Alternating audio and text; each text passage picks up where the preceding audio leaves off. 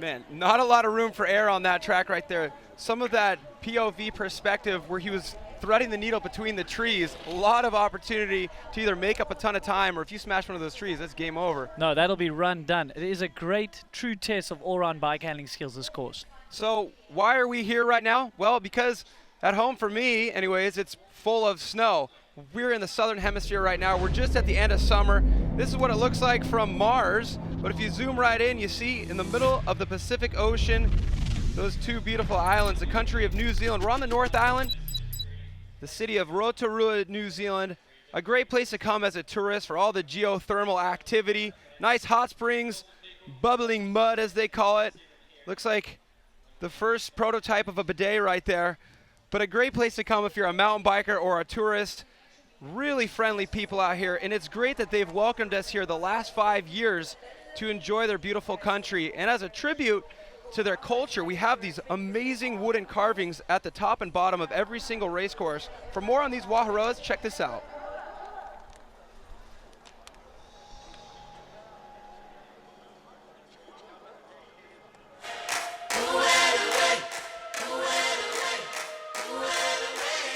Of course, Aotearoa New Zealand is uniquely Māori in origin, and it's our indigeneity and our culture. Once visitor numbers got to hearing about these wonders of the world, of course more visitors tended to come, and of course access to these wonders required relationships with the locals. And so these relationships and the custom and practice became as important as the destination.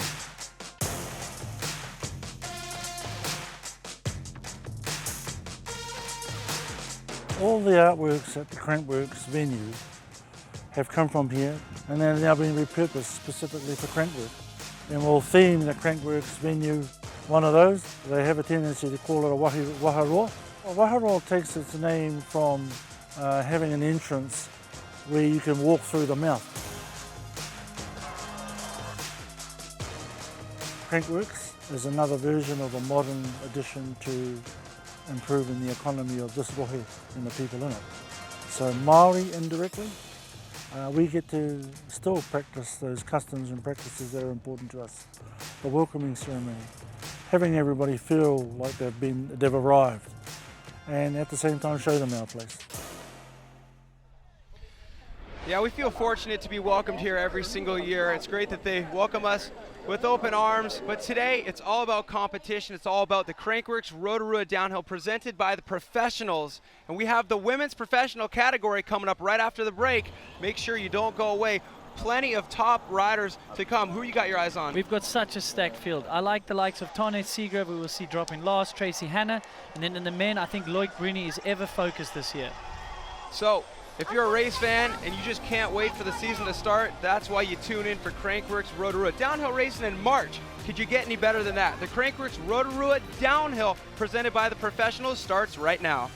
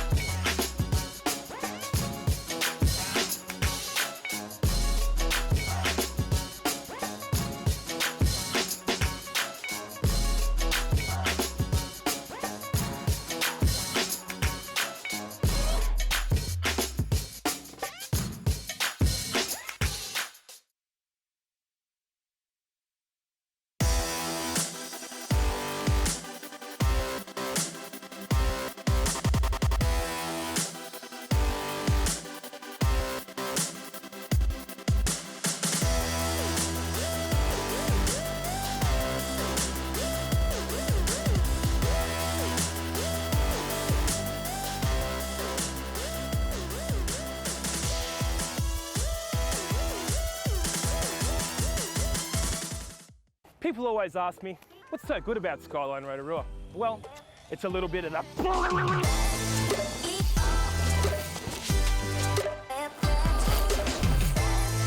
And it's a little bit of that.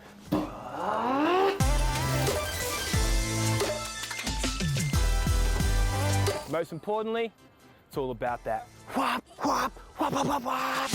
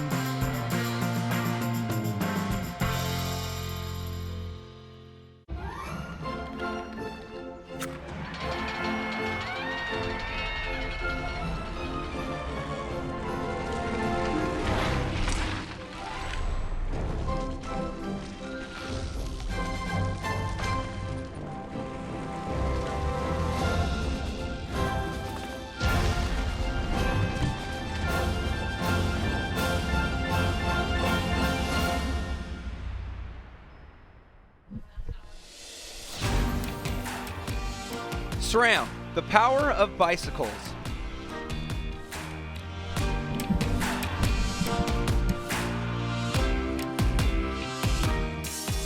Well, it's race time here in Rotorua. Take a look at the Skyline gondola right there. The racers are not on that gondola because they start at the top of the mountain. They take a truck to get to the top. This track has way more vertical than the standard riding trails you can get to with a lift pass here. This is a racetrack that's only raced on once a year. That's what makes this day so special. Well, the women's category coming up right now. The Crankworx Rotorua Downhill presented by the professionals starts right now.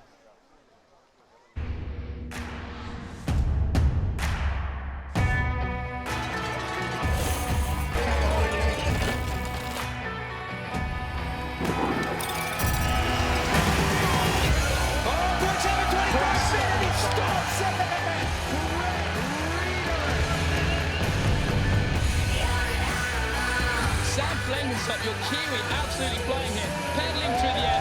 What a run! Jill Kittner, the queen of Crankworx.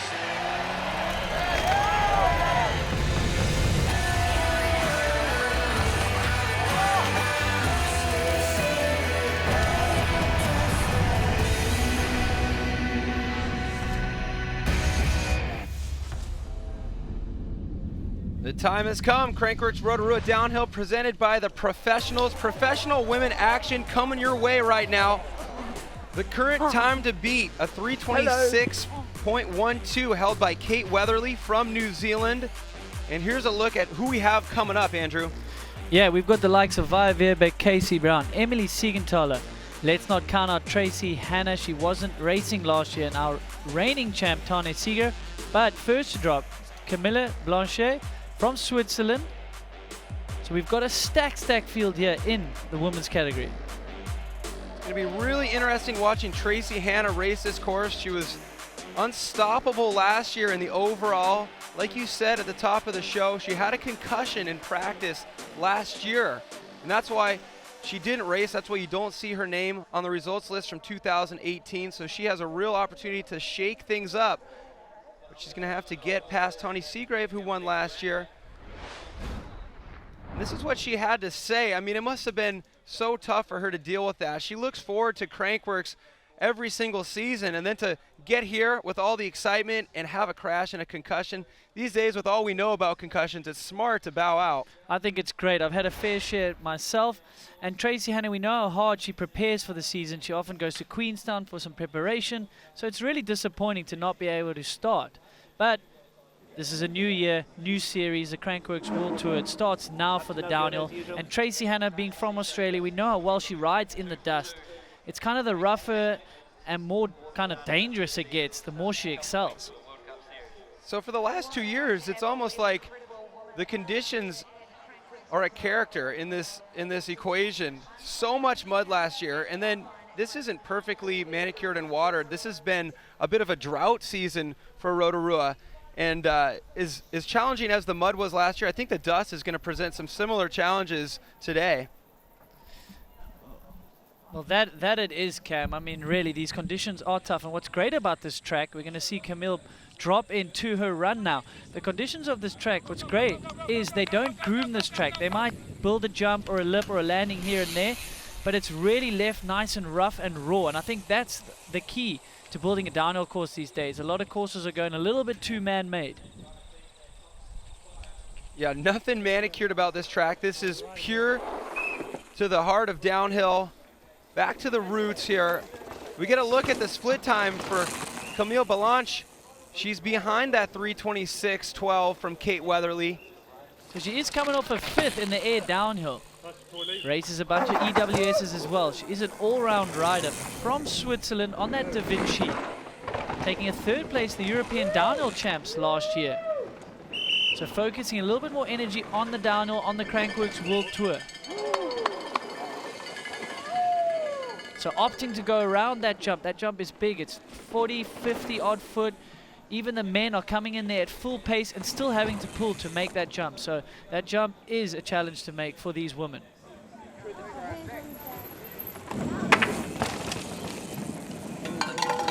So Camille Balanche behind at the first split that we saw. Probably not going to threaten this time of Kate Weatherly. Now you see, dropping back another 4 seconds, that would probably suggest that Kate Weatherly jumped that jump instead of going around on that option on the rider's right. So Camilla holding that high line. That is one of the trickiest lines on track here, and opting for the step up.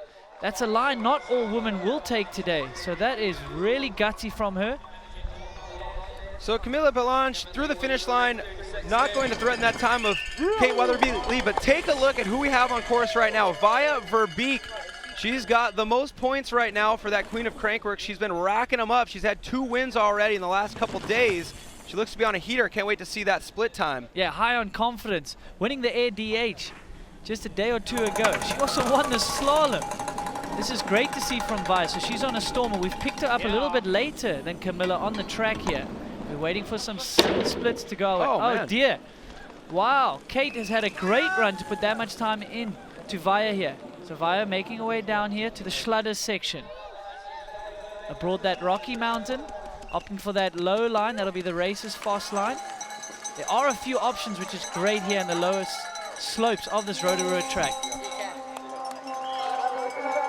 So Via, we have heard, she's probably maybe playing it safe. She wants to rack up as many points as she can for that Queen of Crankworx overall title. So Via slides into 4th right now, which we still have a handful of racers to go. Still an opportunity to earn some more points for that Queen tally. She's sitting right now 40 points ahead of 2nd place in the Queen of Crankworx total. But take a look, it looks like Casey Brown on course next. Well, Casey Brown, our all-time favorite here for being an all-round rider. We see her in Whiphoff. We see her, she'll be doing the EWS come Sunday. We see her in all sorts of events. She did mention she hasn't had the best preparation for a race season per se. She's done a lot of filming, so those segments will come out later in the year. It's great to see that the women are getting included in these big film segments, Cap. Yeah, we're actually, she's just so great in front of the camera. Did a trip with her a couple years ago. We dropped into Corbett's Couloir and Jackson Hole. We're going to Asia, the South Himalayas in a few weeks. She's game for anything, and she's also been on the podium here twice in her career. Once on 3rd place in 2017, another 3rd in 2016. You know, she'd love to get back onto that box. She's behind by 7.33 at the split, so a little bit closer to Kate Weatherly than our last 2 competitors. See if that's good enough for a top 3 as we stand so far. Yeah, putting together a competitive run here, but Kate Weatherly has stomped a run here. She's ahead of some big name ladies here. Casey took a 2nd in the Redwoods downhill last year. So we know she's ever capable on the downhill. So bleeding a little bit more time. Wow, Kate was fast through that section there. She must have hit that jump. There's a good chance she hit that jump that will definitely draw back a lot of time compared to these ladies that are not doing that jump. So Casey Brown out of Canada aboard that Trek session. We know how well Casey can jump. So she opts, though, for the alternative line there. I'm not sure if she feels it's quicker or she wasn't feeling the step up. Slots into 4th position for Casey Brown. She's just always all smiles, isn't she? Doesn't matter what position she comes into. Well, there we go, back to the top. Emily Siegenthaler dropping in. Let's see if she can threaten that time. Currently held by Kate Weatherly, the 3:26.12. The time to beat. Nobody even close so far. No, can Emily get nearby? She's 2nd here last year, but that was in the mud. That would have played into her favor, being from Switzerland, being from Europe. We know how well they ride in the mud. What will it say? So she's back. She's 3.4 seconds back, and we haven't even got to that section with the jump. She looked a little bit late there on that off-camber. So this is a little bit different to last year. The riders were coming down the rocks here last year. They're forced down into that wide line. You can see how dry, how dusty this track is getting. It's breaking up a lot. Every rider. Siegenthaler 2nd place the last 2 years. So you know she's looking to bump up that last position to be on the top of that podium. And it's going to be tough for her. She was 3.4 back at the first split. And it's seemingly that Kate was really fast in the lower 3rd of this track. So Emily Siegenthaler from Switzerland aboard that Pivot Cycles. 7.83, so everyone is losing time, at least 3 to 4 seconds in quite a small section, Cam.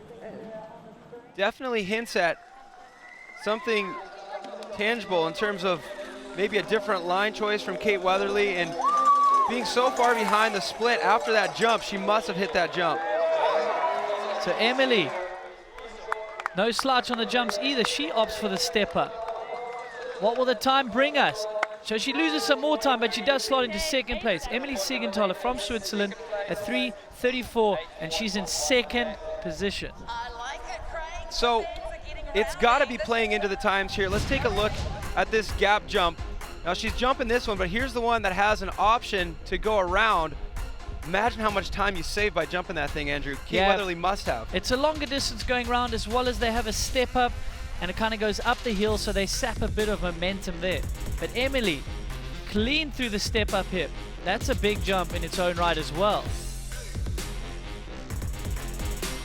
So great visuals we have, Crankworx. Look how dry these conditions are, Cam. The course, I was saying, is breaking up. Every rider that comes down, it's moving dirt, growing those holes. You got to imagine how much different the course is today compared to first day of practice after this track just sitting there for an entire year not being raced on. To Emily Siegenthaler, she's guaranteed herself a medal, sitting in second position with 2 ladies to come. Tracy Hanna, missing here last year, but she's our reigning series champion. Oh, this is going to be good. If anybody can do it, it's going to be Tracy. And as we've seen, it's really going to come down to if she's going to hit that jump right there, because you see all these competitors drop back at the split when they take that option around the jump. So Tracy Hanna, she's she is up, Cam. 3.79. That's testament to her experience. She's so good in these dry conditions. Clearly having some great preparation in Queenstown coming into the season here. She's motivated after missing this race last year.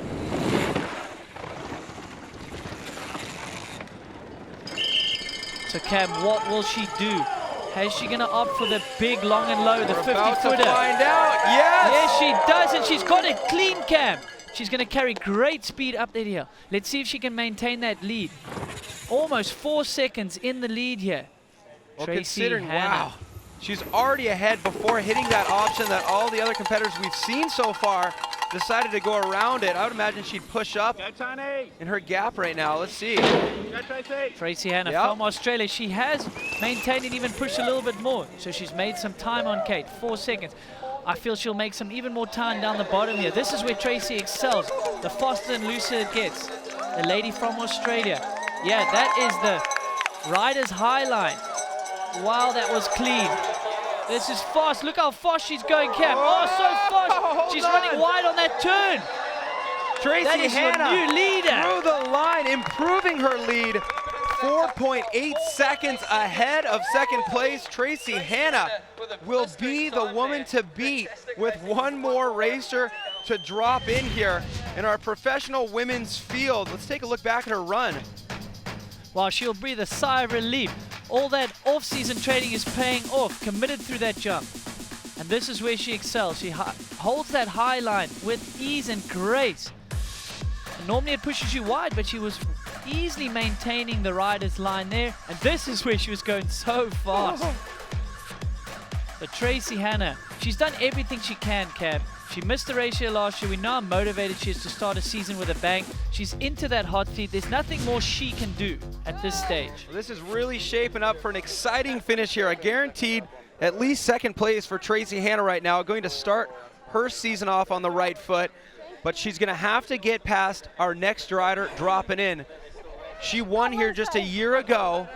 She has an opportunity to go back-to-back right now. No choice. Let's listen in. Oh my Yeah, gosh.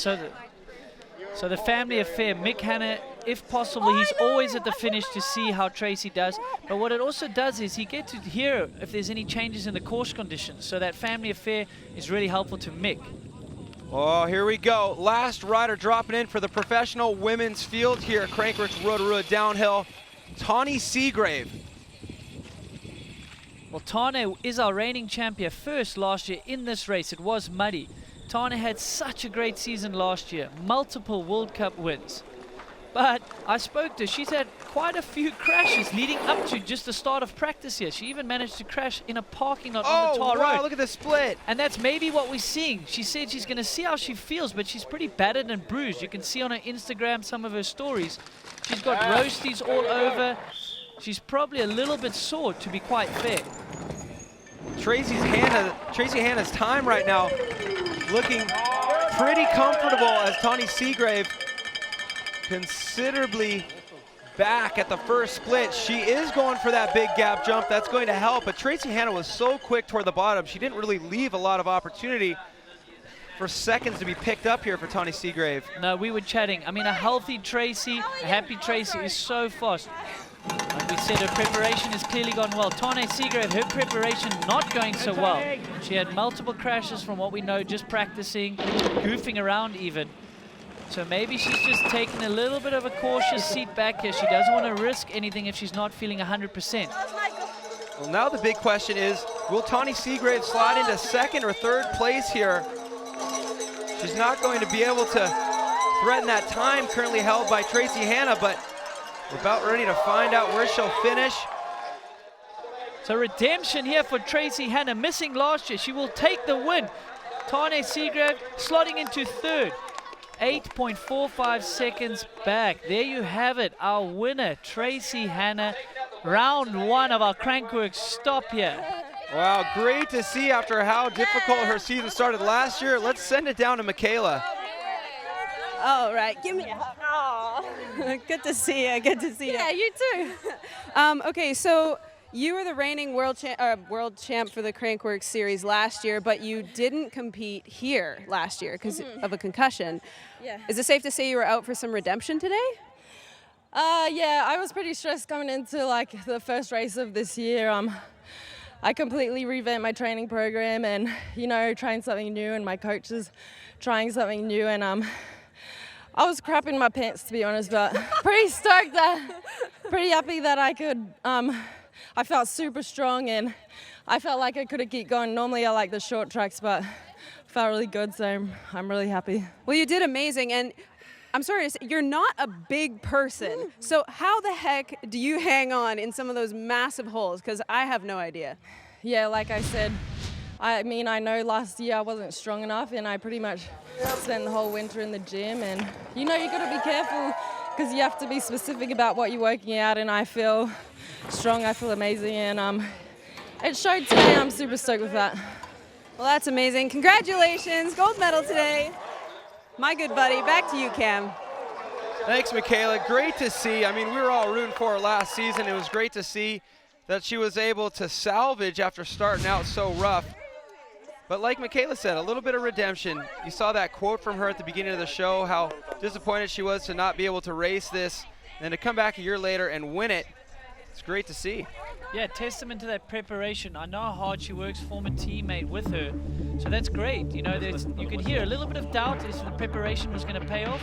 But I mean, that is amazing. Look at that time gap, 3:21.32, a clear 4, almost 5 seconds ahead of second place. And Tawny Seagrave down in third place, 8 seconds back. Always stories within stories here at Crankworx. You saw Via Verbeek down there in 8th place. She'll take away 32 points to add to the 200 she already has to extend her lead in the Queen Hunt. But that was the pro women's field. Of course, that means we have the pro men coming up next. Crankworx Rotorua Downhill presented by the professionals. Men's class coming up next.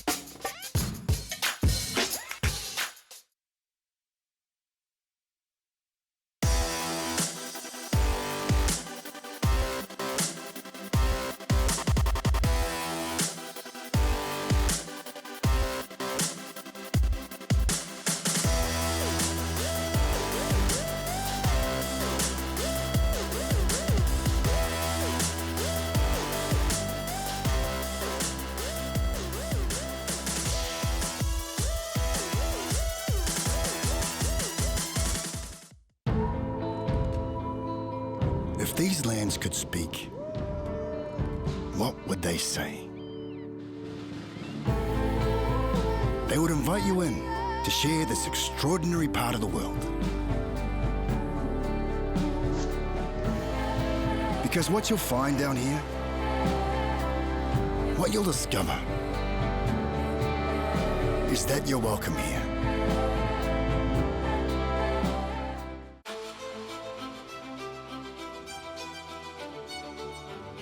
For over 100 years, Professionals Real Estate Rotorua have been helping people buy and sell property in our beautiful city. Make your real estate and mountain biking dreams a reality with Rotorua's #1 team.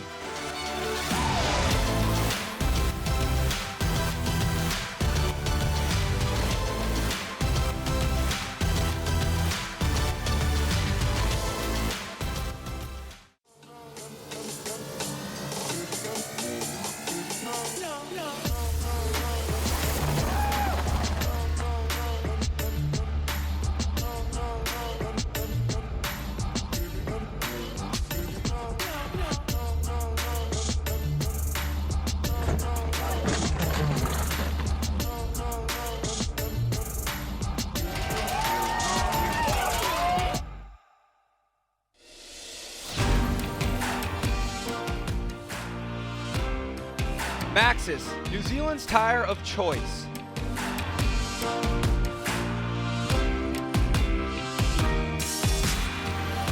Take a look at this city, Rotorua, New Zealand. Watching that real estate agent double flip into that lake made me feel like we were so lucky to be welcomed here every year and to have a real estate company be the title sponsor of this downhill race. They're really getting behind this sport. And if this is the type of spot you think you want to visit, make sure you plan a trip out here. We've been making a habit out of it for the last 5 years, and we'd have it no other way. Like we talked about before, there's always these little battles here at Crankworx, but it all plays into the big war, which is the King and Queen of Crankworx title hunt. What is that? Well, this season, it's a 3-stop series. Rotorua, New Zealand, Innsbruck, Austria, and Whistler, British Columbia. Every single event has valuable points up for grabs. Of course, first place taking 100 points for the downhill today. We give points all the way down to 30th place. And the athlete who's able to compete in the most events and gather the most points will be the king. Sam Blankensop was the king last year. Jill Kittner was the queen. And our current leader for the queen, as it stands right now, is hanging out with Michaela Gatto. Michaela? Thanks, Cam. Yeah, I'm here with current queen leader, Via Verbeek. How's it going today? It's going well, actually. I'm still in one piece. Finished a downhill, which was a big piece, and then we still got pump track to go, but overall, great. Yeah, we were talking a couple days ago when you were practicing, and you were opting out of going on some of the bigger lines, the more risky jumps. You broke your collarbone here last year. What was your mental strategy going into today? Yeah, it's definitely not the sweetest feeling to go into a downhill race, not trying to be the best you can be, but it's kind of just what I had to do this week to get through. It's the first time I've gone through every event. I signed up for all of them, gone through all of them. I mean, there's pump track tonight, but yeah, so I definitely opted out of the one where I broke up my collarbone last year and still got to do whip off last night and downhill today and pump track tonight, so it's a really good thing. So it's safe to say your strategy this year is less on winning an overall championship and say downhill, but focusing more on the overall Queen of Crankworx title. Yeah, exactly. Definitely focusing on getting the most points on the disciplines where I'm best at, and downhill takes a beat on your body, so after a week like that, I can't put as much pressure on that event. Well, still got pump track tonight, and from your track record this week, I'd say you're in the running for maybe a top spot. Fingers crossed. Oh, the confidence, the subtle confidence, I love it. So we're going to be sticking around for tonight, watching you take on the pump track. Good job for staying in one piece today. Yay, thank you. Thanks, Michaela. So fun to watch just because there's so much going on, so much so that it's hard to keep track of it all sometimes. But to help you out, Via Verbeek's 8th place in the downhill race will give her 32 extra points to add to the 200 she already had from earlier on in the week, so she extends that lead right there. And second place was Annika Beerton before this race. So we'll get the crew to crunch the numbers, and there they are right now. 232 points for Via Verbeek, extending that lead. Kate Weatherly, though, bumping her name up into 3rd place. And Tawny Seagrave going into 4th. Take a look, Tracy Hanna wins the event, but since she hasn't been competing in other events grabbing those points, she's sitting down there at least putting her name on the leaderboard, but still a long way to go for her. But there's a long season still to come. That there is, and we saw it with Sam Blenkinsop last year. He basically only did downhill events and was able to win it. All right, finals for the men coming up next. Take a look at who we have at the top of this course, gearing up, testing tire pressure, visualizing the course. We're going to see riders like Francisco Pardal, Chaos Seagrave. You just saw his sister, Tawny. Brendan Fairclough, I know one of your favorite riders. Who else are you looking at here? Yeah, Nick well, Hanna? unfortunately, Brendan has suffered a little injury to his finger, as well as Stanislav. So there are a few guys that we might not see. But Connor Ferrin is always great to see. Brooke McDonald was on a tear last season. New team, new bike. He's got a little bit more time on that. Laurie Greenan also spends a lot of time in Queenstown in New Zealand. And then Loic Bruni, the ever-focused Loic Bruni, our current world champion. And last but not least, Sam Blenkinsop, our reigning champ from the series and here in Rotorua last year in the mud. Well, really exciting development here for 2019. Crankworx Rotorua is the Enduro race, is a part of the Enduro World Series. So we have Rick McLaughlin up here to tell us a little bit more about that. We're excited to have you guys. And what was the decision-making process figuring out if this was going to be an EWS stop? Well, we were here in 2017 and we had such a, we've been here before in the past as well, and the trails here in the Redwoods, it's just so good. I mean, it's made for enduro bikes and modern bikes, and it produces racing that's too good not to come back here, really. So do you think the riders who are following this EWS circuit have a bit of an advantage when it comes to something like the King and Queen of Crankworx overall, because you have to be so fit for that form of racing? Does that apply to all these other disciplines? Definitely, but at the same time, I mean, enduro is all about compromise. You've just got to be so on it in every department, and one little niggle at the pump track or one little injury here or there can make all the difference, you know. So yeah, one guy we've been talking about. Exactly, it's Keegan Wright. We wanted to both speak about him. It's nice to see that the EWS comes. We get to see those athletes in air downhill or doing pump track, and Keegan Wright's one of them. We're going to see him in downhill. We saw him win the slalom. He might even win the pump track, so that's pretty great to see. He's fired up to be here. I spoke to his teammate Damien Otton, world number 2, who's actually missing this race with an injured hand. And he said he can't believe how fast Keegan is riding this weekend. He tried to keep up with him and couldn't do it earlier in the week. So yeah, testament to the all-round riding skill it takes to ride in EWS as well as our Crankworx events. So yeah, I think thanks for coming. It's great to see the EWS here. It's lovely to be here, guys. Thanks for having me. Yeah, it's great. No, I think we're going to have you stick around. We like your knowledge from EWS. Why don't you stick around? We maybe I'll hang out with you, Needles. I'll hang out with you. That's fine. So do you get a lot of riding in here when you're here for the event? I'm sure you have a lot of work to do as well, but do you get out and try all the stages? We do the course preview, which is yesterday, so I have to sort of try and hang on to the back of Chris Ball, who I'm sure you raced against in your day. No easy feat. Well, I'm not that old, but yeah, a little bit. Yeah, no, we've been riding it quite a bit here, and the trails are amazing, but so tough. But they're not, in some parts, not the steepest, but just so rooty and technical. Carrying your speed throughout them is really difficult. Yeah, the terrain here is amazing, and this course is going to offer up so much amazing race action. Take a look at who's currently sitting in the hot seat for the men's category. We're going to drop the top 20, but before we pick up this broadcast, George Brannigan dropped in and set a scorcher of a time. And if you know anything about this guy, you know he has a long history with this track as well, Andrew.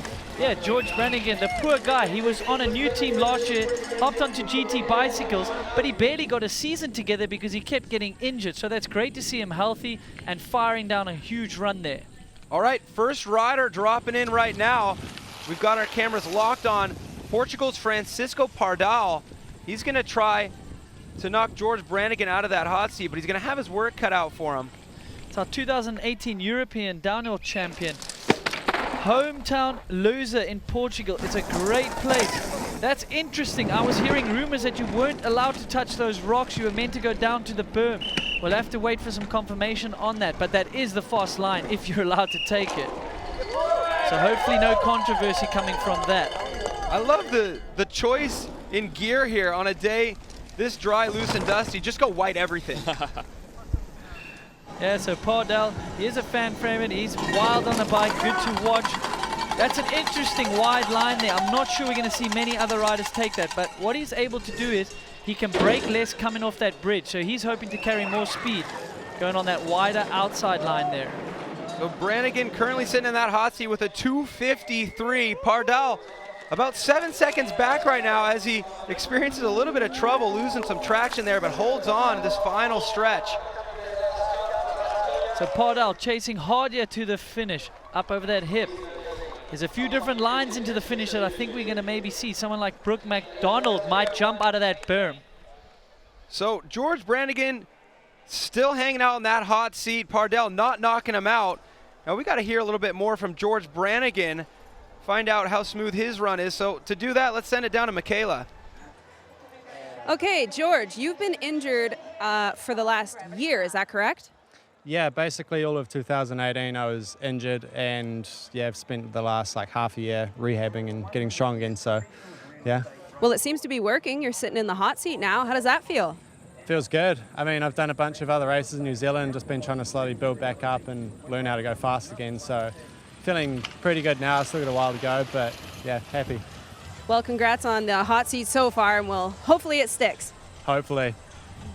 Thanks, Michaela. Tough 2018 for George Brannigan, but sitting right where he wants to be right now in that Waharoa hot seat. But Bas van Steenbergen, the Canadian, dropping in right now, the man who's currently sitting at the top of the leaderboard for King of Crankworx points, looking to add some more points to his name right now. That he is, third in the air DH. He is known a little bit more for his downhill skill set on the air downhill kind of thing. He's really, really good on the man-made tracks. He's a former winner of ADH in Whistler.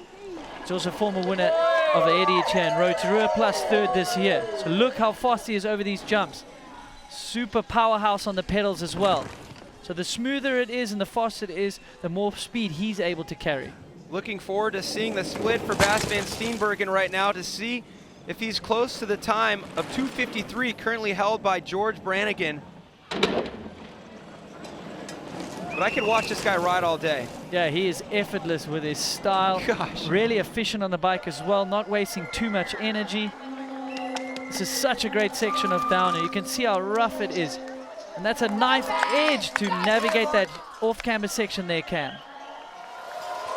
Look at this. Of course he's in the middle of a race run, but he eyed up that cameraman, whipped it out. Let's see what the time is through the finish line right now. Bas van Steenbergen, what will the story be? George Brannigan had a 2:53. Bas van Steenbergen through with a 3:13, so that's only going to be good enough for 18th. Now we've got close to, I think, 17 racers left, and we award points for the top 30 for that King standing, so we're going to have to wait and see if he collects some more today. But Elliot Jackson, a man who has been on the podium here before, just a couple years ago, 2017, he took a third. So Elliot Jackson, a fan favorite of us here in the booth. You can hear those fans at the top of the track. One of the funnest riders on the circuit. Great jumper. So holding that tight line over the rocks there. Elliot Jackson out of USA. Time ticking away. 2:09 and change. So that long and low jump. Opting for the speed tuck. He feels he's up to enough speed there instead of pedaling. Cam, we spoke about it a bunch. Once you get over 50 or 40, 50k an hour, it's often way more efficient and faster just to tuck instead of wasting energy and standing up and pedaling, because your body position is obviously wind resistance.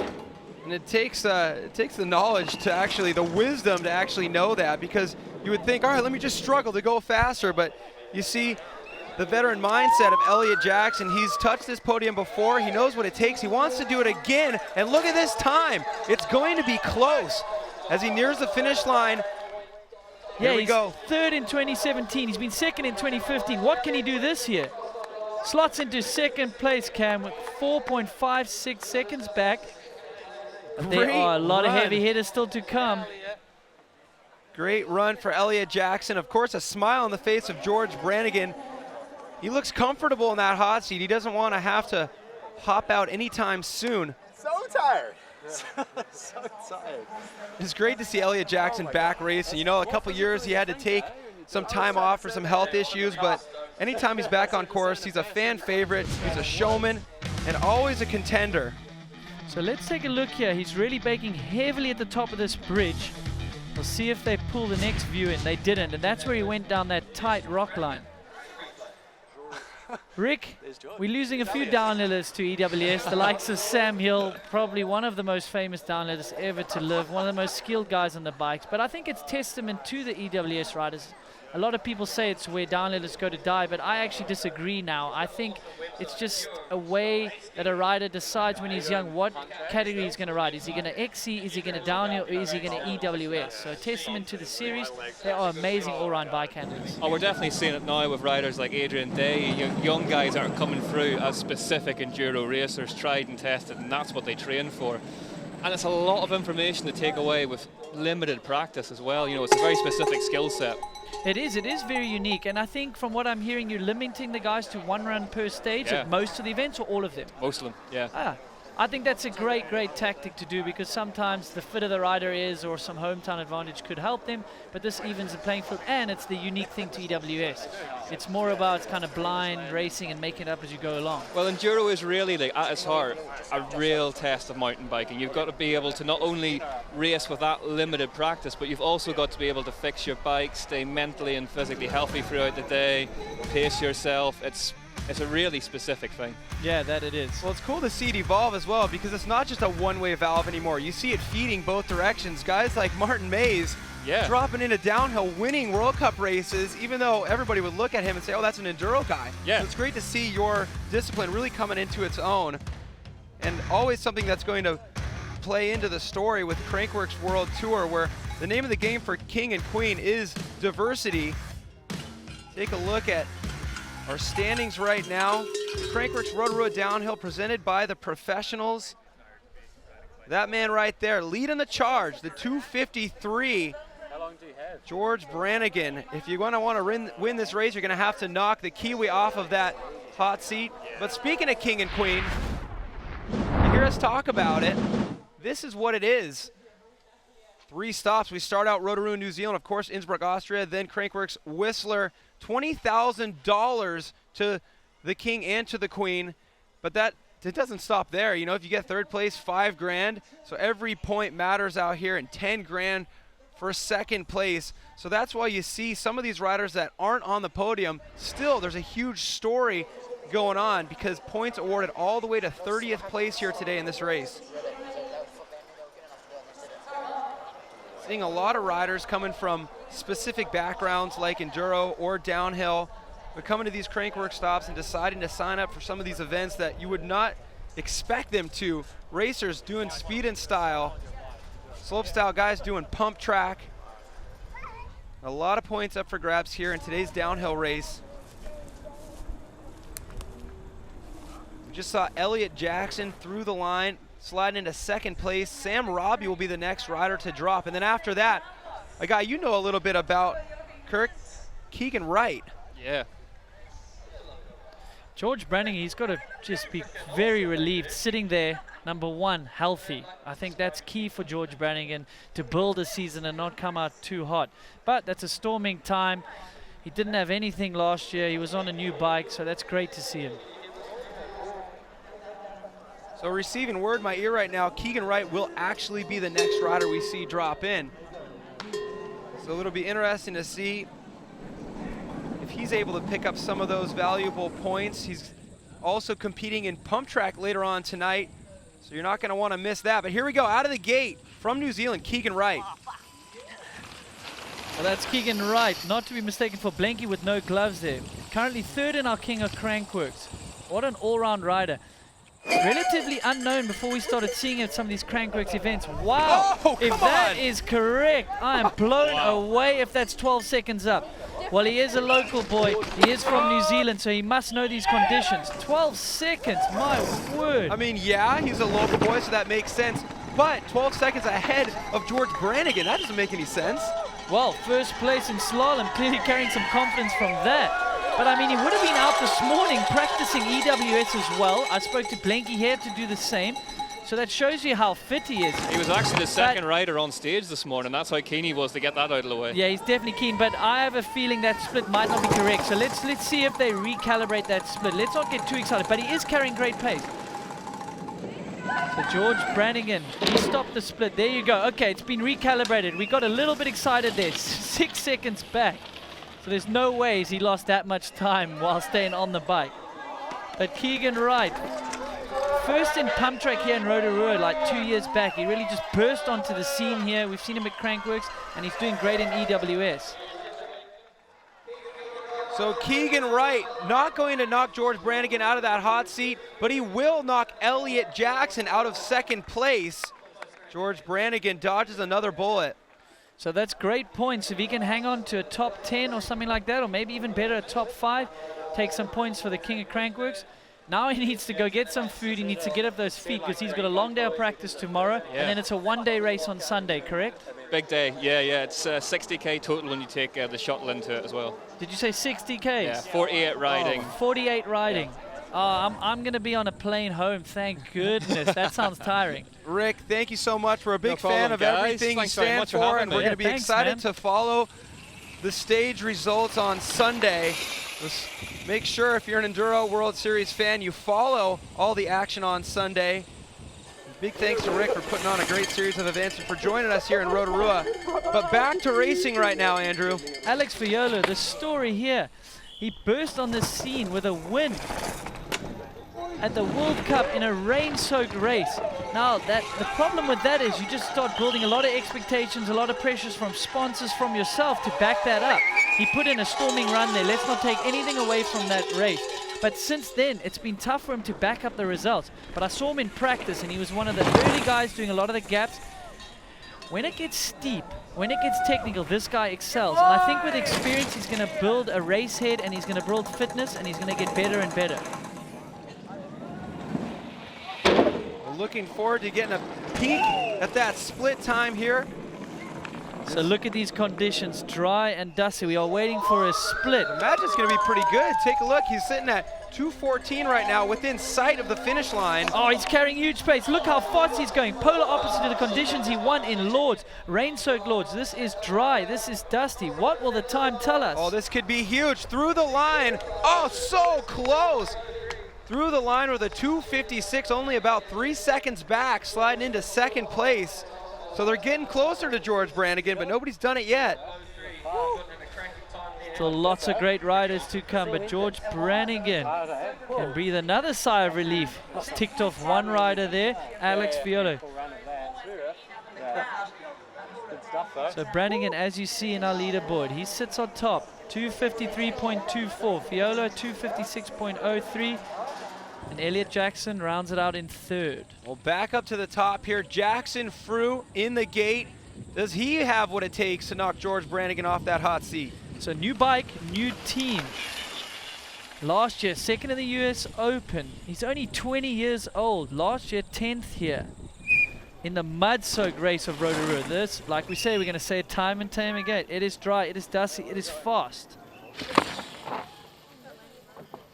So Jackson Frew opting for that wide line. You can break less off the bridge, but you are going to have to cover more distance dropping down to that berm cam, and there's less exit speed. Jackson Frew from Australia, obviously no stranger to the dusty conditions we're experiencing here today in Rotorua. Looking forward to seeing that split time. So they're holding that tight line off the bridge. Got to break up more, but you're covering a shorter distance of track. So he's 4 seconds back, Cam. I don't think George Brannigan left 4.5 seconds to be found on this final straightaway. George Brannigan, he dropped in before our broadcast started, but I know just from years past, he does something very similar to that on that. Yeah, the opposite whip into that hip. Normally, kicking out to your left would make sense, but these guys going for opposite. So slots into third position, 257.26. He'll be happy with that. It's a new team, new ride for him, getting used to that bike throughout the off-season. But it's so different practicing at home versus coming to a race, getting that clock on you. So that's great to get a clean run for him. So one of our favorite riders on the start list, unfortunately not dropping in today. Let's find out why. Send it down to Michaela Gatto. All right, Brendog, unfortunately you're on the wrong side of the tape today. What happened? Yeah, unfortunately. I'm pretty gutted about it. I just had, I was going to say a small crash in practice, but it was quite big. I think maybe a bit too excited, trying to get too into it. And over the bars in the section after the larches. You know, one of those ones where he carries on, and I just saw the tree in front of me and just whacked into it. And unfortunately, a small fracture in my knuckle, but a few weeks out, I'll be back. Well, fortunate for us, you're standing here with me. I can ask you about the track. So run us through what the track looks like, any important pieces of noteworthy things like avoiding larches. Staying on your bike, it's important. Avoiding going over the bars is important. But yeah, the track, it's quite a unique one. The weather here is a huge deal. Some tracks cope with rain, cope with dust, cope with sun, but this one changes so drastically from where we are now in a dust bit to previous years where we've had like a slip and slide down the hill. So this year it's a dust bit. It's really blown out. It's really fast. The track is ever changing the whole way. From the top, it's in an open paddock, all grass, doesn't really change too much. Then you dive into the trees. And luckily for the riders, there's a bit of cloud cover because you're in the sun the whole time, then you go into this dark woods. It's really hard to adjust, really.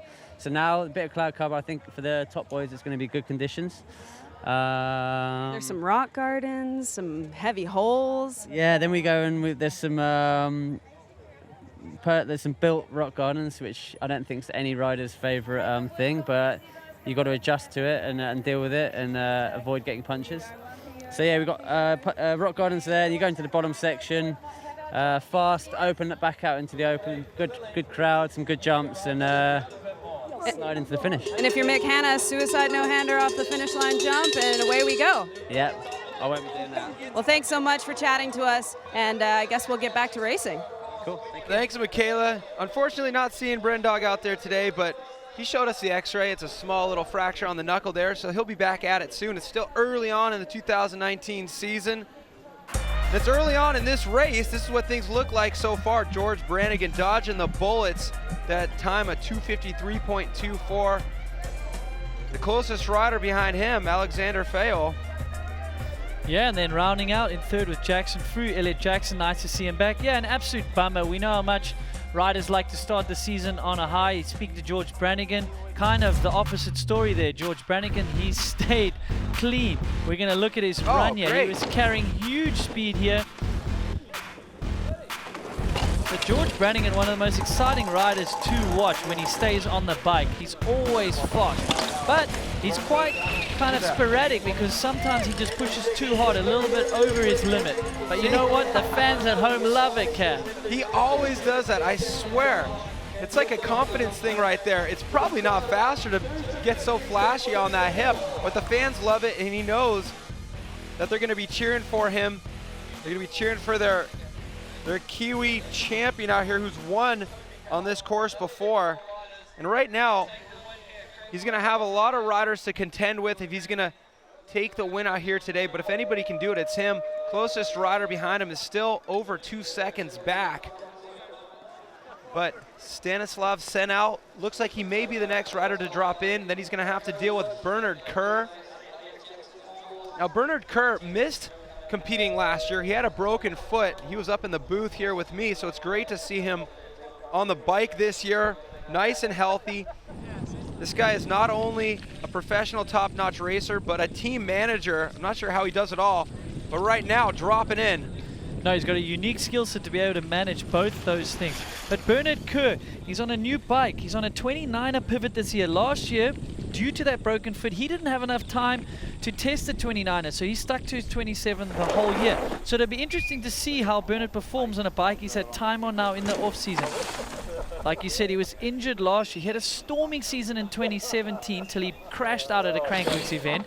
Then he had an off-season, but he came here with an injury, so he slowly built, and he actually had a great result at the end of 2018. So let's look for Bernard to carry on with that form that he had at the end of 2018. Here, 2019 Crankworx World Tour stop number 1. This is the Rotorua downhill.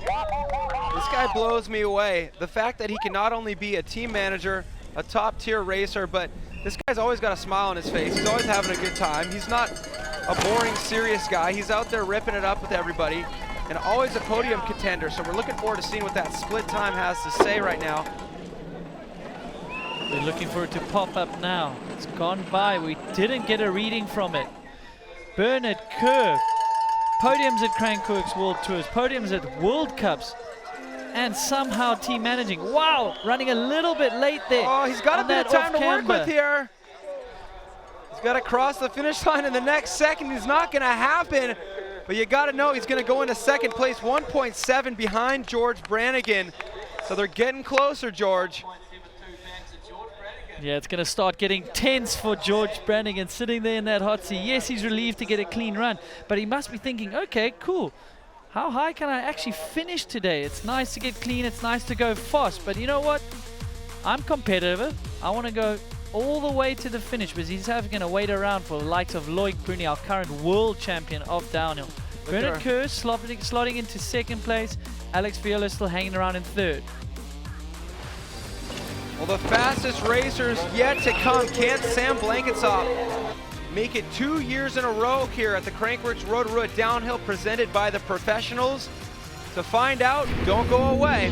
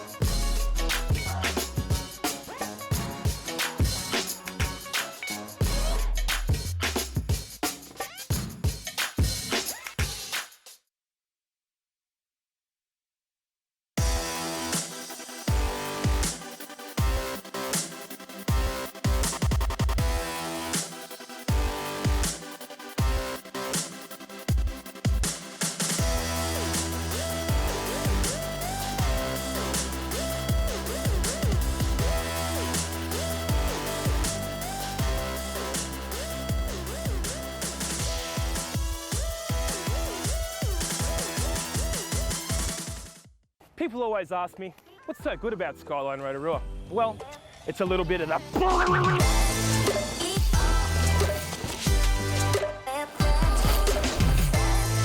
And it's a little bit of that.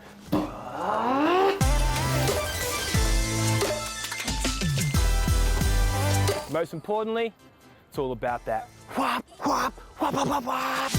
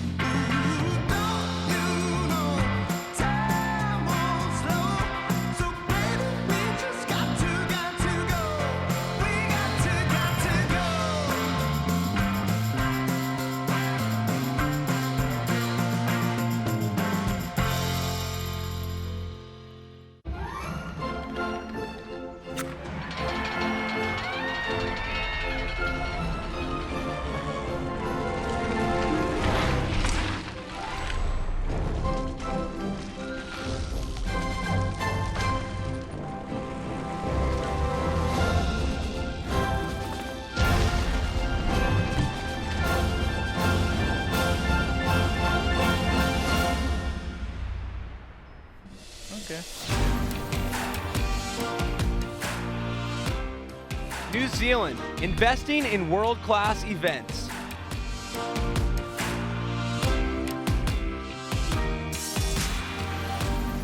Skyline, once is never enough.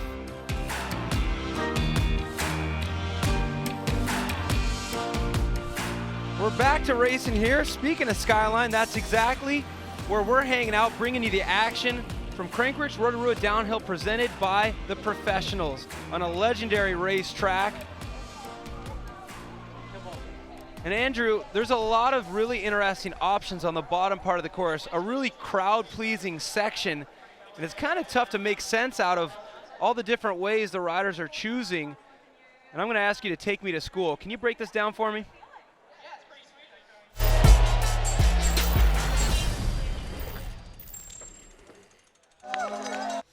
So Cam, let's have a look at Tracy Hanna here. I want to stop it there.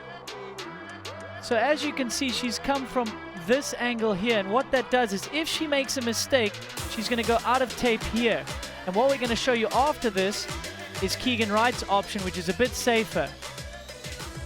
So that's Tracy Hanna. She's done the very high line. It's super tricky, but when done correct, it's the shortest distance to get down the seal. So that you can see, it is super narrow up on that bank. When done correct, it's great, but she has a very good chance of blowing out the tape on the rider's right. So well done by Tracy there. So this is another option. I want to stop it here, if you may.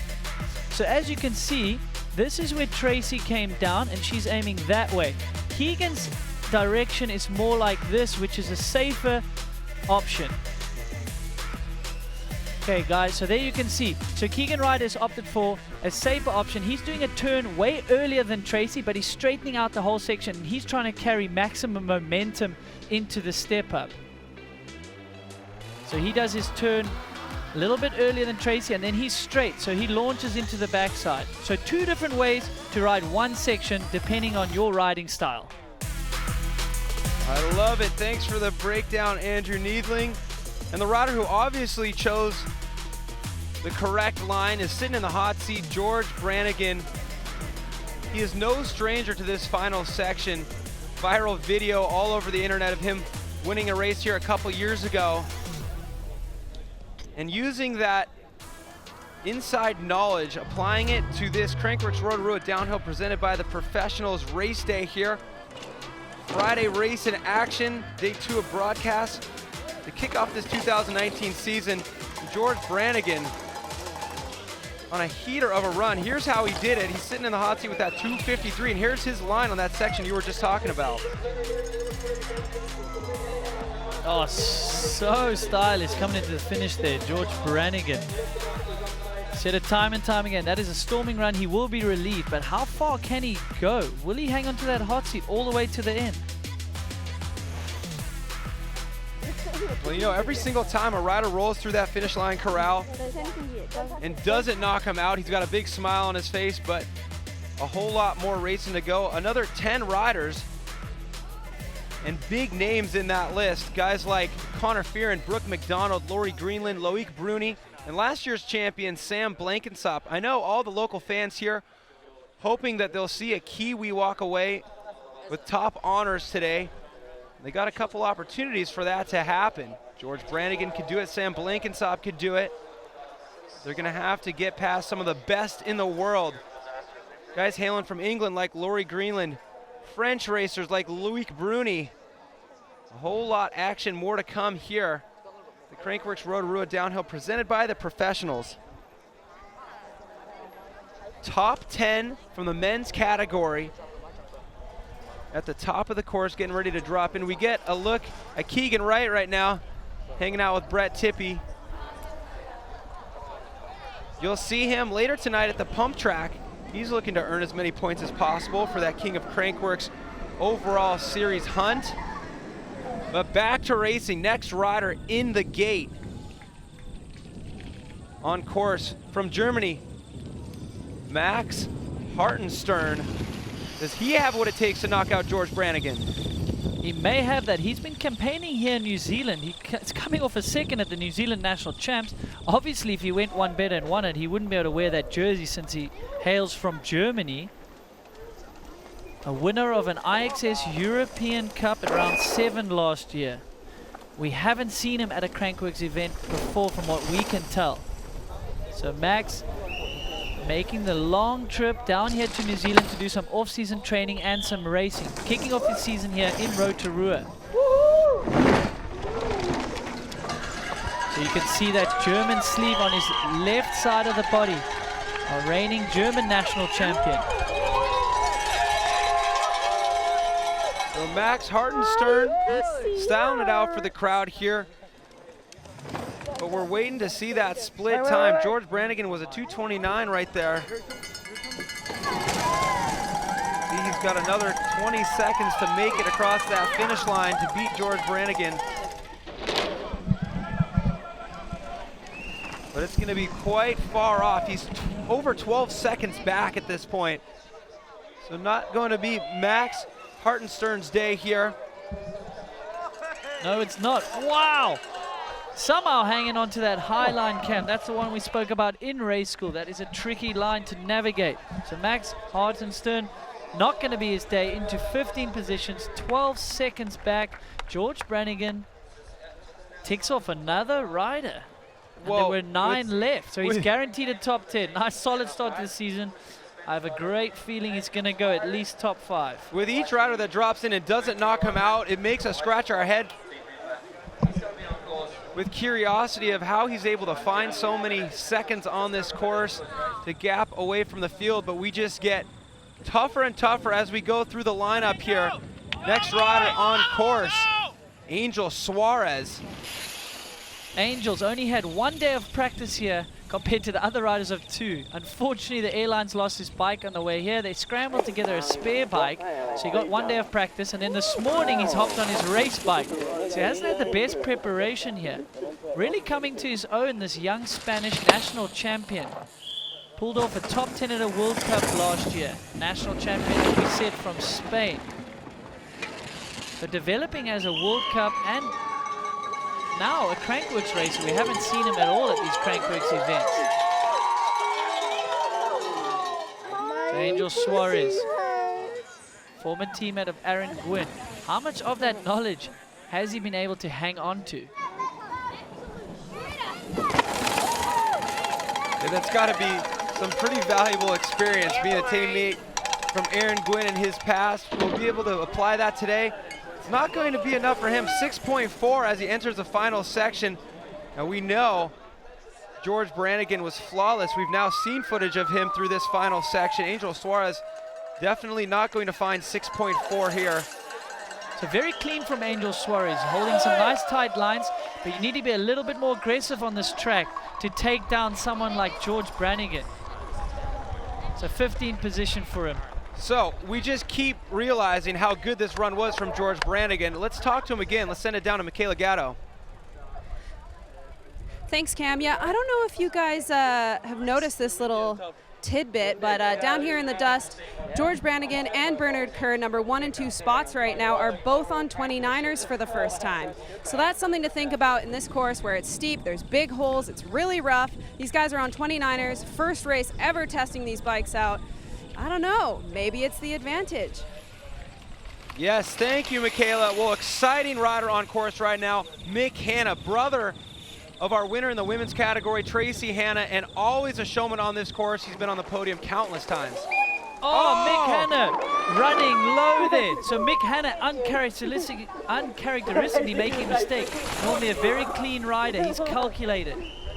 So I'm glad Michaela brought up the wheel sizes. I was going to speak about this as soon as Mick dropped. So we spoke about Bernard Kerr, his first time on a 29. He's had some time in the off-season. What Mick Hanna has done, has opted for 29-inch wheel in the front, and get this, Cam, a 27 5-inch in the back. No kidding. And he's not going to be the only one. There are going to be 2 more riders, namely Finn Isles and Loic Bruni, that are opting to test this option under a race condition here in Rotorua. Well, makes all the sense in the world. Look at motorcycles. They've been around for a whole lot longer than downhill bikes. They got a bigger front wheel than rear wheel. It makes sense. You get over those obstacles with your front wheel first. Might as well be efficient. We got the maneuverability of the smaller wheel in the back. Let's see if it works for Mick. Oh, 7.9 back. To be expected. We saw him drift out on one of those new loose sections, so you're going to lose so much time. He basically made a mistake at the start of a long flat section. That is the biggest no-no in downhill. You want to carry as much speed as you can, obviously, into a flat section. That was a huge bobble up top. 7.9 back at the split. Unfortunately, Mick Hanna is not going to make it 3 second places in a row. He's been in second the last 2 years. Not able to get on the podium like his sister did earlier, but we'll look forward to the rest of the season. Always a fan favorite out there. But George Brannigan, congratulated by Mick Hanna here. Dodges another bullet, but right now this is going to be a tough one. Finn Isles, the young gun, the ripper, climbing the ladder right now. All the hunger in the world inside that helmet. Yeah, like you say, climbing the ladder and doing it quickly. This is only his second year elite. Third here last year. He's already notched up a World Cup podium. He's already notched up a Crankworx win. Oh my goodness, running deep there. So this is another rider. There's not only 2 options in downhill at the moment. Not only 29 or only 27.5. How about both? So Finn Isles, Loic Bruni have been testing this extensively. That's a new prototype bike. Wow! It's so aggressive. And that's what you can do. You've got the smaller wheel in the back. So you've kind of got the monster truck ability of the front wheel, like you mentioned, Cam. And then the back one, you're able to flick the back around. So that's what some of these riders are opting for. And a rider like Finn Isles, he's not the tallest rider. He's not the biggest man on a bike. So the problem with a 29-inch wheel, especially in the back, you end up buzzing your backside. So, I mean, that's dangerous, and it saps time and energy from the wheel. Well, it's just that balance. He's close, only a half second back. Finn Isles, it's that balance between maneuverability and efficiency, and a rider who's so aggressive like Finn Isles, he needs that maneuverability. Look at this. So pushing hard, what can Finn do? Look how fast he's going, holding that high line. That's uncanny. Finn flying to the finish. He needs to get there.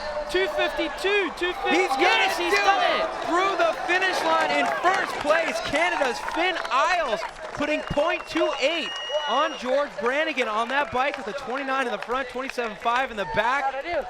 Well, if that's an experiment, I think we have some pretty good results for you. That we do, man. So Finn Isles kicks out George Brannigan from that hot seat. Look how much pace he was carrying on that high line, Cam. So Finn Isles on the prototype, and then also mixing it up on the wheel sides. Look at that, hopping to that high line. That was aggression, calculated aggression by Finn Isles in the second year elite. I could watch that slow-mo replay all day, but we don't have all day because Dean Lucas is dropping in.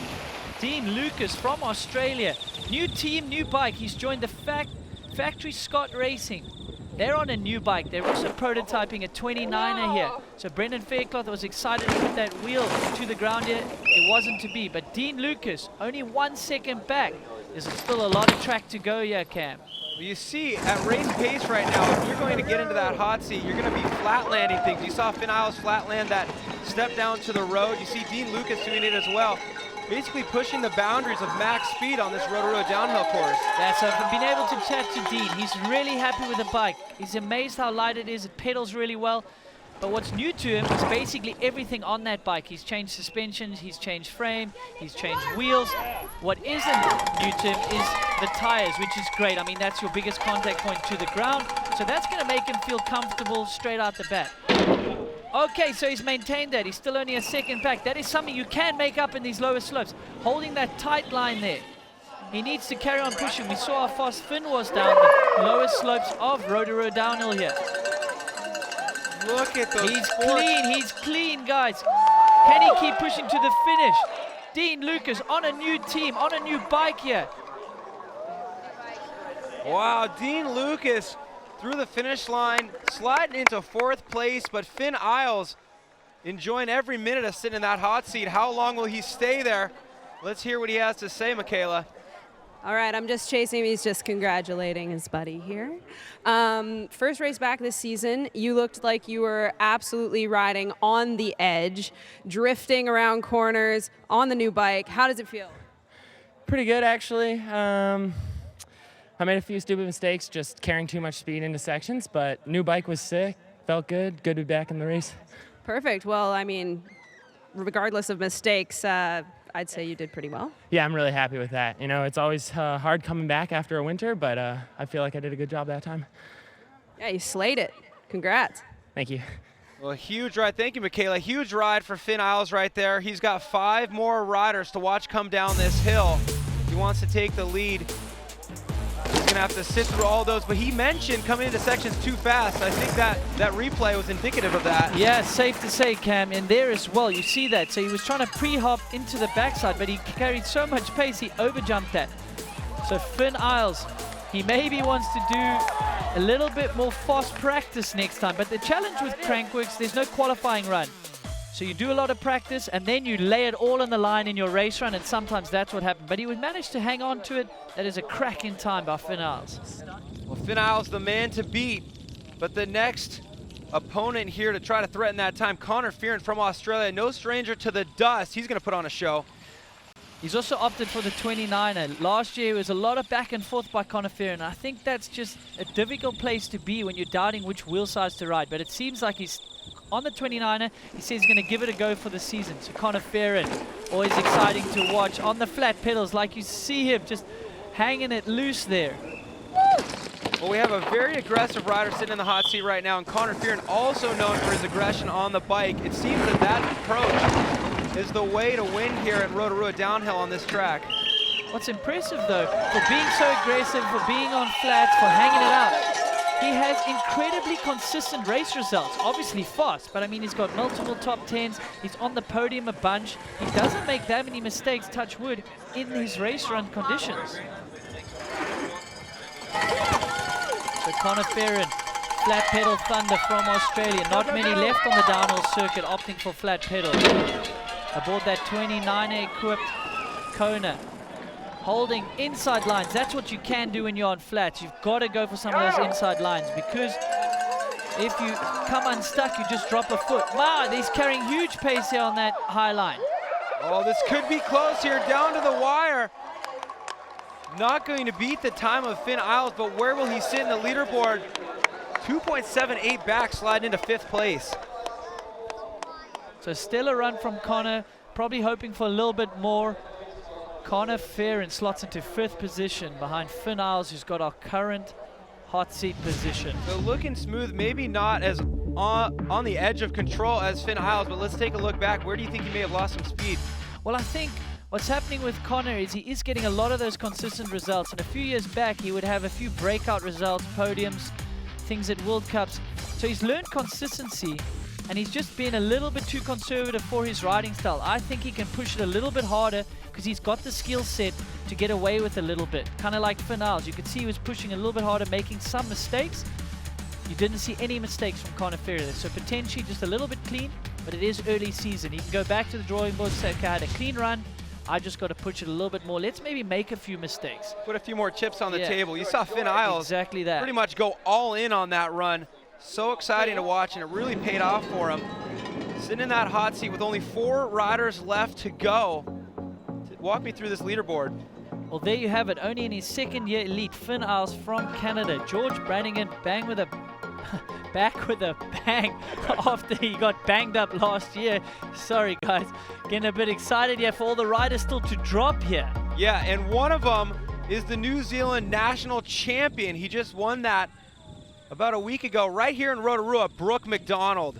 Brooke McDonald, some guys wrote this man off, but last year, new team, new motivation, a resurgence of his career. He came out swinging, qualified fastest at the first World Cup. Brooke McDonald, so exciting to watch. If a man can challenge the time, it might be this man, Brooke McDonald. Yes, he's in touch. He's only 0.82 back. I saw him in practice. This man is carrying great pace. Well, you see that shot. That was one of the spots where Finn mentioned he had a bit of a mistake coming into a section too fast. Brooke was precise right there, and the split was before that section, so potentially already earning some speed on Finn here. Exactly that. He's carrying good speed where Finn made that mistake. Brooke McDonald, confident, coming off a great 2018 season, all things considered, after a bit of a lackluster few years. Your 2019 national champion from New Zealand. He just won that title. It's great to see him back on form. Oh, he's 0.31 up. He's done it, Cam. Just like you said, he was able to carry pace. And that's, he has to opt for those wide lines. That's a new line. That is a new line from Brooke McDonald. So he's riding all the wide lines. Brilliant line choice from Brooke McDonald. Will it be enough? He was up at the split.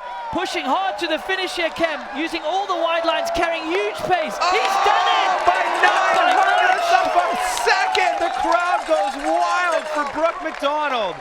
So that is pure aggression versus pure precision by Finn Isles. Oh, I love Brooke it. McDonald. I had a chat to him. He said, you know what? Needles, I just want to get this season going. Last year was great, but I've got way more in me. Such an exciting run. Let's send it down to Michaela. All right, I think Brooke's still trying to catch his breath here, but you just moved into the top spot. Yeah, pretty stoked. It's always pretty hard to lay down one run and make it count. Normally it has seeding, so yeah, it's quite a fine line, and yeah, had a good run, so I'm stoked. And the boys up in the booth were talking about that crazy line choice that you took down here at the bottom. Tell us a little bit about that. What, the up high? Yeah. Yeah, I've just been running that all week and felt comfortable on it, and yeah, just was good. Well, it was good enough for current top spot, so congratulations on that. Thanks, Michaela. Yes, thank you, Michaela. You know what? Such a smart line choice. When he enters that section, he was able to enter outside on that left-hand berm and just rocket ship, carry all that speed high and pretty much straight line it. You know, it's interesting to try to analyze if that was faster than what Finn did, because he was up by a little bit more than that before that section, wasn't he? Yeah, and it's what we spoke about in the race school. Depends on the riding style. What are you confident doing? We know Brooke, he just buries those heels into the ground and goes for the outside lines and tries to carry as much pace as he can, instead of saying, okay, maybe break up, go inside, drift a little bit, shorter distance. So he says, you know what? I know my riding style. I can hang it out. So I'm just going wide lines. It's a really good Don't tell me point. if it's faster or slower depending on inside. That's where I'm going. Play toward your strengths. Feel good. Look good. Save time. But look at this. Speaking of time, Laurie Greenland on course right now in the green by 3/4 of a second. So his teammate, he is up, holding that tight line. Wow, running a little bit wide over those rocks. So Laurie Green spends a lot of time in New Zealand. Oh, a little good bit of a save. mistake before a long section here. It's going to cost him some time. So he's won a national DH here in New Zealand already. So he's done a little bit of prep. So it's not the first time under race conditions, which will serve into his strengths here. So Laurie Greenland, same team as Brooke McDonald, the youngster. When it gets, oh! I was just saying, this guy gets so rowdy. He's had runs at Val de Sol, almost like Danny Hart. He's great, so he has lost some time. So that's where you see it, just too aggressive, making too many mistakes. You can see him, I think he's trying to reel it in a little bit here. Laurie Greenland, he was up at the first split. He's bled a bit of time here. Can he pull any of it back? Opting for the same line as Brooke here on the lowest sludder section. Laurie Greenland, teammate to the hot seat. Occupant right now, Brooke McDonald, not going to do it. He's back by 2.12. So Laurie Greenland somehow able to hold on after almost endoing off of that drop. Let's take a look back at how rowdy that run was right there. I mean, we got to celebrate the fact that Laurie Greenland was able to save that. There was a couple near misses there. So he's just missed his braking point there. Unfortunately, and the back wheel is kicked off the top of that bridge. Great save by Laurie, but you can see that mistake he made higher up in that left turn. We dropped the foot. There was a huge straight. He's got to do the hip jump, then the long and low, and he's just lost too much momentum there. But Laurie Green and Brooke McDonald, they're on new tires this year. So it's nice to get some races under your belt on the new rubber. Looking like it's paying off, the switch. Well, you know Laurie Greenland's been practicing with Brooke McDonald all week, so he knows how fast he has to go if his teammate gets a good run, which he did. So he was hanging it all out right there. Yeah, and that's a great tactic, Cam. If you don't have qualifying, there's no way to gauge your pace. So you can go do your own run, which I think is a great idea. Say yesterday, do a hot run, put a stopwatch on your bike. But the problem is you've got nothing to compare to. At some of the other races, that's what makes Crankworx unique, and it's a unique skill set to be able to pull off. Well, Brooke McDonald, still a few riders left to go who have massive opportunities to knock him out of that hot seat. One of them is in the gate right now. Look at this with those rainbow stripes. Out of France, yeah, world famous for being world champion 2 times, but I think maybe even more famous for landing in the pond here 2 years ago. Classic That's my footage. biggest claim to fame. Yeah, I've got the footage of it.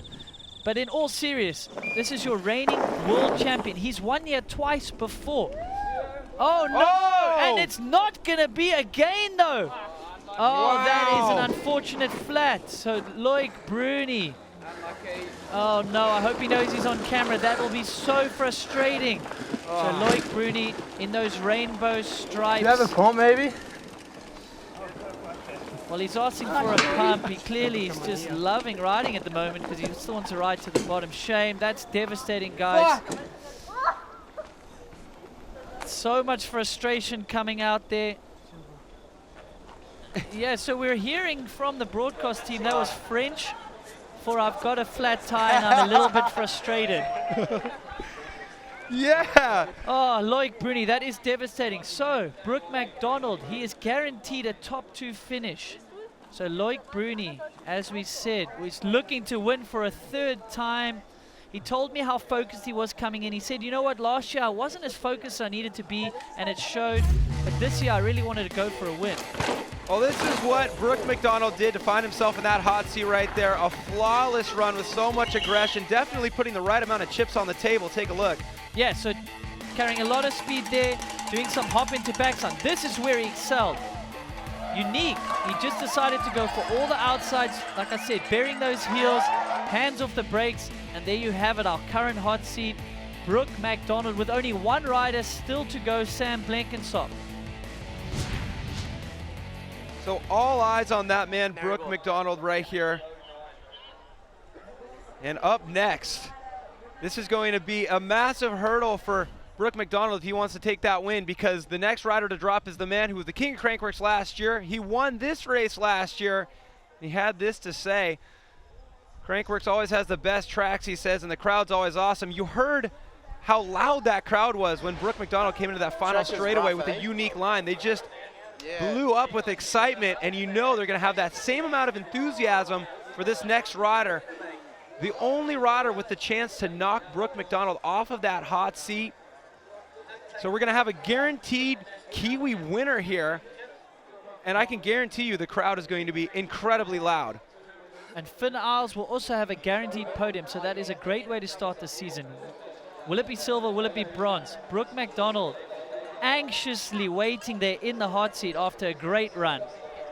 So Sam Blenkinsop, last year's king of Crankworx, dropping in right now, trying to make it back-to-back wins 2 years in a row on this course. Can he do it? Sam Blenkinsop almost looks like he's on a fixie. The amount of pedal strokes he gets in the air. It's like, hey man, are you on a fixie here? So Sam Blenkinsop coming to the first split.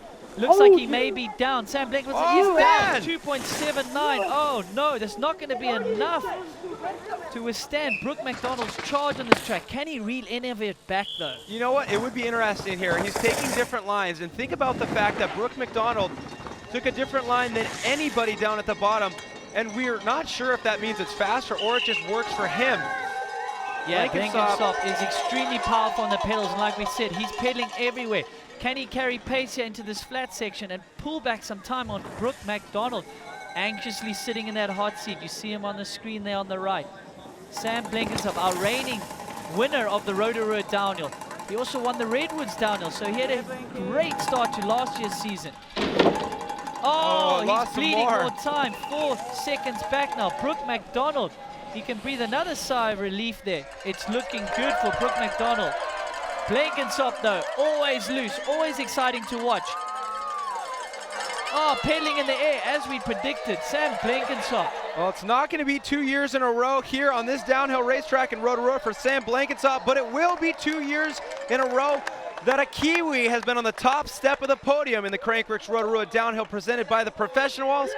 Brooke McDonald taking the win. So Brooke McDonald, calm in celebration there, respectful to Sam Blenkinsop. Well, a great couple weeks for that man, Brooke McDonald. He took the New Zealand National Championship. He wins today. Let's hear from him, Michaela. Okay, so you won national champs last weekend, and now you've just won again today. What are you eating? What's going on? I don't know. I guess I had a good off season, lots of training. Not so much racing, but a lot of time on the downhill bike, and yeah, I just feel like I prepared well for this season, and obviously with that win last weekend and continuing into this weekend, I just felt like I had good confidence and really felt good on this track. And before you were mentioning that there's no seating time or qualifications here, do you find that gives you a little extra motivation, kind of lights a fire behind you for a race run? I don't know, it's kind of hard because you want to push and then you kind of don't because you know, if you throw it away, then it's done and you don't have another chance. But I guess it's sort of similar to World Champs. You have one run and it's sort of all or nothing. So, I mean, I can compare this to a World Champs run. Well, I think you dealt really well with that kind of pressure today because whatever you're doing, it seems to work. So congratulations on the win today. Thanks, Michaela. I'm stoked. Thank you, Michaela. Great to see Brooke McDonald. I mean, we talked about it earlier in the show. He had some struggles. He was really climbing the ladder, getting some great results, and then he had injuries, team changes, but he really is kind of stepping into the form of his career right now. Yeah, the resurgence of Brooke McDonald. He's on top of his game right now. Great run from Finn Isles there in second, only in his second-year elite. But George Brannigan as well. Let's not forget about him. Coming off a whole injury-stricken year in 2018, starting 2019 as probably as good as he would have hoped for. Well, a huge day, a huge 2 weeks for Brooke McDonald right here. We will continue to digest these results. We'll be back in a minute. Don't go away.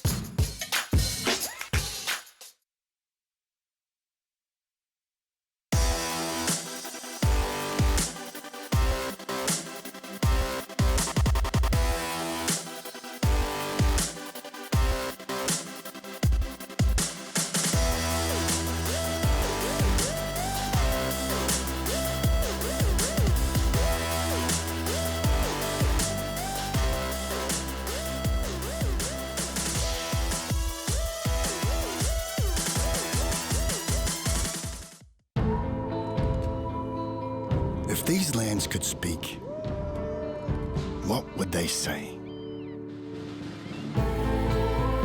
They would invite you in to share this extraordinary part of the world. Because what you'll find down here, what you'll discover, is that you're welcome here.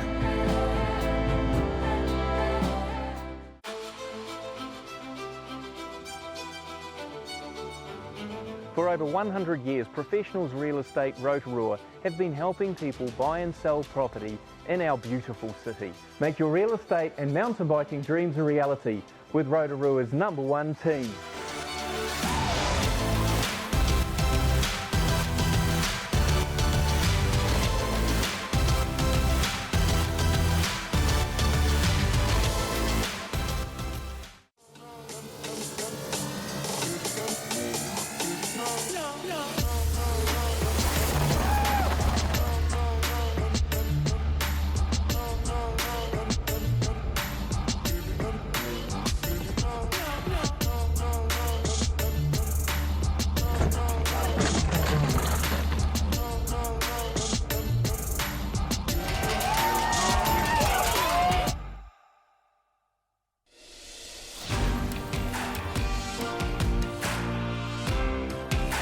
Whistler Mountain Bike Park. Ride now, sleep later.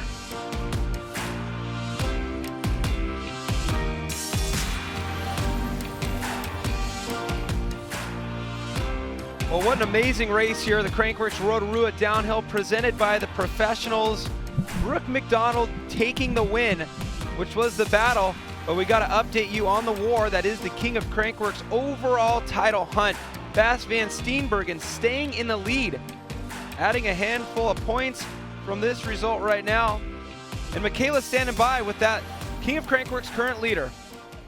Thanks, Cam. Yeah, I'm here with Bas, and you currently have 156 points, still in the lead for King. Tell me what your strategy was today going into the downhill. I just kind of figured it's not it's obviously physical, but not to the point where it's going to diminish me for pump track. So just trying to do everything that I can get points in. Obviously, race run didn't quite pan out as I hoped, but I don't know, just having fun riding my bike. Keeping it consistent. And you will be racing pump track tonight, correct? Yes, for sure. Yeah, should be a good time. For some reason, I feel like this conversation is echoing perhaps current Queen leader and girlfriend Via Verbeek. Yeah, she's been killing it. She's ahead on the couples standings. So Do you have a thing on your fridge with current point standings? yeah, it's push-ups and then current point standings right next to it. I think that's what we would call hashtag couples goals Yeah, sure. or hashtag power couple. What do you prefer? I don't know. It's your call, Michaela. All right. Well, we're really excited to watch both of you, and congrats for keeping that king leaderboard. Yeah, thank you. It's crazy. Thanks, Michaela. It's crazy how many couples there are at Crankworx. Look at him. He's like, let's not talk about this. Can you leave the hashtags out of it? Yeah, his cheek's about as rosy as his riding shirt. Oh, you embarrassed Bass, Michaela. Poor Bass. But yeah, you got like Austin Warren with Keelani Hines. You'll see both of them as well as Bass Van Steenbergen and Via Verbeek, your current king and queen of Crankworx overall points leaders tonight in the pump track. You're not going to want to miss that. Under the lights, we'll get that World Championship Series underway. Of course, this being the first stop of the 2019 Crankworx World Tour. You'll see a cast of characters out there from competitors that you'd see in slopestyle, like Thomas Lemoyne, to downhillers like Bass Van Steenbergen, all duking it out together on the hardtails under the lights. About as far away as you can get from the pump track was what we just saw here, the downhill. And Andrew Needling, final thoughts from what we just saw? Well, what a way to kick off the International Downhill Series, Cam. I mean, here in Rotorua. Yeah, so we started out with the women. Tracy Hanna taking the win. It's great to see her get a little redemption from how her season started last year with that injury. So she's off to a great start. And then how about the men? I mean, this is the start of the season, like you said. Will we see Brooke McDonald at the next two stops? We can cross our fingers. Yeah, let's hope so. But I mean, I think it's testament to the preparation we spoke about. We know how hard Tracy Hanna works, and when she's healthy and fit, she's formidable. And Brooke McDonald, I had a sneaky feeling he'd be the man to beat today. I know how well he was riding last year, and he would have just been hungrier and hungrier for 2019 to start. Well, the action just keeps on rolling. Make sure to join us for Pump Track later on. This was the Crankworx Rotorua Downhill presented by the professionals, and it was the absolute perfect way to kick off this overall series here, the Crankworx World Tour.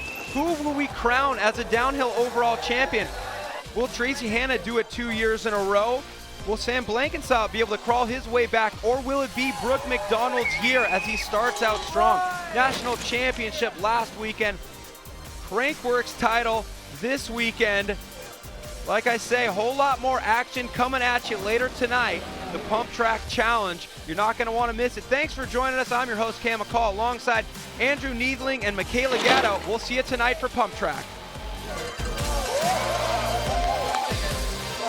Shit.